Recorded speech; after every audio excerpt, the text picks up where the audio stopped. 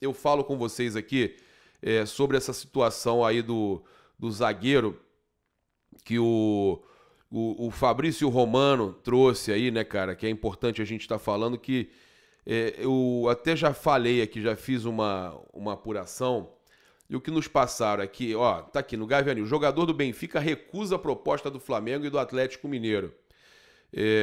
Um dos principais nomes do Brasil na Europa é o zagueiro do Benfica, Lucas Veríssimo, que está de saída do Clube das Águias devido a pouco espaço no plantel português. Titular em sua jornada inicial no clube europeu, o defensor perdeu espaço com uma lesão que o tirou de campo por meses. Recuperado 100%, o jogador está na lista de transferências do Benfica, podendo sair por empréstimo ou em definitivo nos próximos dias. Segundo informações do Fabrício Romano, ele que é especialista em mercado da bola, o zagueiro foi sondado recentemente e recebeu propostas de Atlético e Flamengo para retornar ao futebol brasileiro. Os dois gigantes demonstraram interesse no atleta, porém, Veríssimo planeja seguir na Europa, onde há clubes de olho em sua situação. 27 anos, tem contrato com o Benfica ainda até o final da temporada. O Flamengo teria que dispor de uma quantia considerável para tirar o zagueiro de lá. E aí eu falo para vocês o seguinte, o Flamengo tem aí até a possibilidade, né, do retorno do Gustavo Henrique. O Júlio Miguel Neto falou que não, que eles têm que pagar aí de qualquer jeito, tem a obrigação de compra do Gustavo Henrique. A informação que tinham soltado é que eles não vão efetuar, mas eu confio no que o Júlio falou, que eles teriam a obrigação de compra. Aí, de qualquer forma, mesmo com o Gustavo Henrique não voltando, zagueiro não é a posição que o Flamengo precisa. Não é. E aí eu consultei fontes ligadas à diretoria que falaram, olha, o Flamengo não apresentou proposta pelo Lucas Veríssimo. O Flamengo tem, na verdade, um grande, o SIM, né, o Centro de Inteligência, que analisa o mercado. O Flamengo, ele consulta, assim, vários nomes, mas são nada mais do que sondagens para ele ter uma lista preparada ali de jogadores, caso, por exemplo, um zagueiro saia, caso tenha uma necessidade, você já tem ali aquela lista de jogadores pré-definida. Contar para vocês aqui uma história que aconteceu com o Zico, né, que eu acho importante a gente estar falando aqui, a história dessa foto aqui, ó. Olha que top. O Zico estava com essa senhora, né, na foto e chegou para mim a história. Até a Isabelle Costa escreveu pra gente, eu mandei para ela. E olha o que aconteceu com o ídolo Zico no aeroporto de Guarulhos, domingo. Uma idosa numa cadeira de rodas precisava de atendimento para levá-la até a cabine de check-in, né? O filho não podia ficar com ela lá porque estava com o transfer cobrando, que não podia ficar esperando ele. E ela não tinha quem levasse a mala dela também, que empurrasse a cadeira de rodas, né? E aí aconteceu uma situação que o filho estava ali já desesperado para resolver, chegou um senhor, né, com a esposa do lado, falou assim, eu posso levar ela, eu posso levar a mala, posso resolver isso aqui. Quando eles olharam, era o Zico, né, eles reconheceram o Zico, tá? Da forma, inclusive, que a Isa escreveu que ela não deu muitos detalhes, mas eles reconheceram o Zico, né? E aí, quando reconheceram o Zico, divulgaram essa foto pra gente, e aí a gente utilizou, e aí eu perguntei ao Zico o que tinha acontecido. E aí o Zico falou, Gabriel, essas situações de ajuda às pessoas não deveriam ser exaltadas, pois devem fazer parte de qualquer ser humano, independente de ser famoso ou não. Mas o mundo tá tão louco, né, e individualista que casos como esse têm repercussão. A coincidência é que ela sabia tudo da minha vida.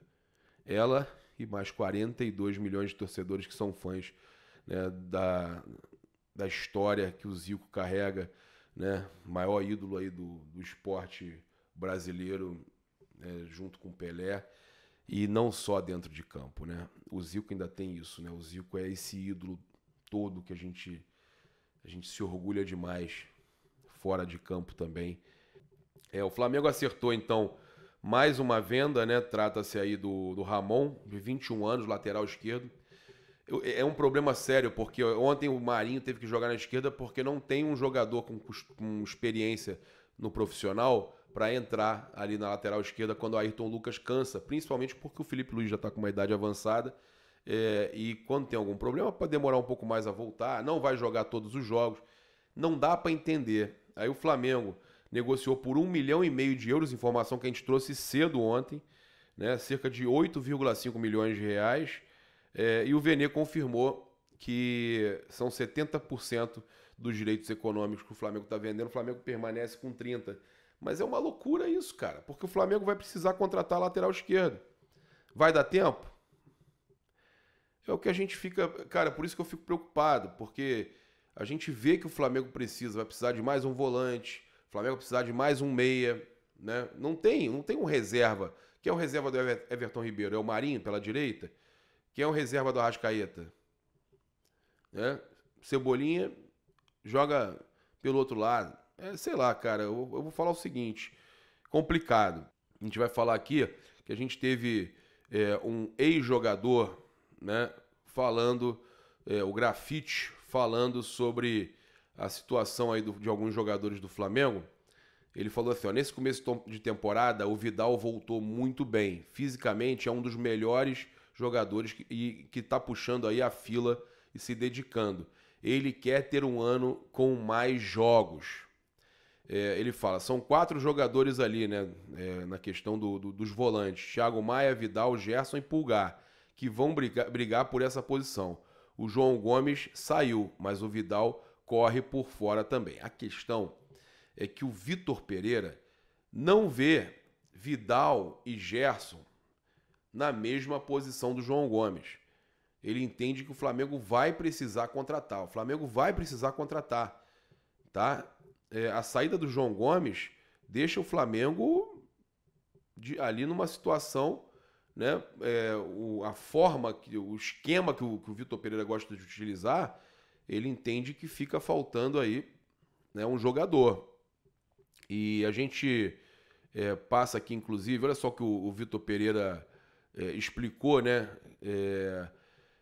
Que o time titular que vai jogar o próximo jogo, né? Que o Flamengo, depois desse empate aí em 0-0, né? Olha o que ele falou. Precisamos jogar para depois desacelerar para chegarmos frescos como contra o Palmeiras. Portanto, o próximo jogo terá a equipe principal, porque os jogadores mesmo cansados, precisam jogar, né? Então, a gente sabe que o Flamengo aí já está próximo aí do jogo contra o Palmeiras, né? Faltando 10 dias para essa decisão da Supercopa, e ele vai utilizar mais uma vez a equipe titular, tá? A gente teve aqui algumas outras declarações do Vitor Pereira. Ele foi claro ao dizer que contra o Nova Iguaçu no próximo sábado o time será o mesmo, né? E acho que é importante a gente trazer aqui ele falando sobre o Mateusão. Coloquei o Mateusão no segundo tempo para forçar mais o último terço. Nós tentamos a vitória a qualquer custo, arriscamos tudo. Tiramos o Ayrton Lucas porque ele jogou os 90 minutos contra a Portuguesa e 3 dias depois foi obrigado a voltar a campo. Então, nós temos sempre que pensar na questão das lesões. Olha aí, segurou, né? Para tentar preservar os nossos jogadores, optamos por jogar com o Marinho aberto. Nesse momento, estamos adaptando. Pelo Felipe Luiz não estar, né? O técnico, mas aí você, cara, aí libera, vende o Ramon, né? Ele também falou sobre planejamento. Vamos ter que arriscar mais uma vez, porque é a única forma contra o Nova Iguaçu. Não tem jeito, tem que arriscar. Vai ter que adquirir tempo de jogo, como a gente já falou aqui antes, né? Ele fala que fisiologicamente ainda não estamos em condição de jogar sob muito calor e passa 3 dias e jogar outra vez. É loucura isso. Não estamos preparados para isso, mas temos necessidade de jogar outra vez. Não estamos preparados, como a gente falou, e como temos necessidade, corremos um risco. Não houve fluidez nos movimentos e na circulação de bola no primeiro tempo. É um processo que temos que dar tempo de jogo aos atletas, sabendo que eles, neste momento, ainda não estão preparados para jogar de 3 em 3 dias. Uma loucura, né? Ele falou também que na primeira etapa, avaliando o jogo, circulamos de uma forma muito lenta, os próprios movimentos não surgiram. Na segunda parte, poderíamos ter feito mais do que um gol, que não aconteceu. A primeira parte também foi afetada por termos esperado muito tempo e quebrado o aquecimento, o que prejudicou a entrada no jogo. Na segunda parte tentamos, arriscamos tudo. Não arriscou, a gente sabe que segurou porque os caras estavam batendo muito, já começam dando porrada no Gerson. E aí você tem que segurar, vai se arriscar para o Mundial, não tem como, né? Por isso que eu falo que não dá para você criticar sabendo que o Flamengo está em fase de teste, está em fase então, de preparação para competições. Fundamentalmente estou preocupado com que o Pedro não se lesione. Pedro veio mais tarde, tem menos tempo de treino e estou preocupado com que não se lesione por termos finais para jogar. Ele deixa claro que ele não tem opção, tá? E ele naturalmente não está no nível físico para jogar de 3 em 3 dias. Essa foi fundamental a minha preocupação.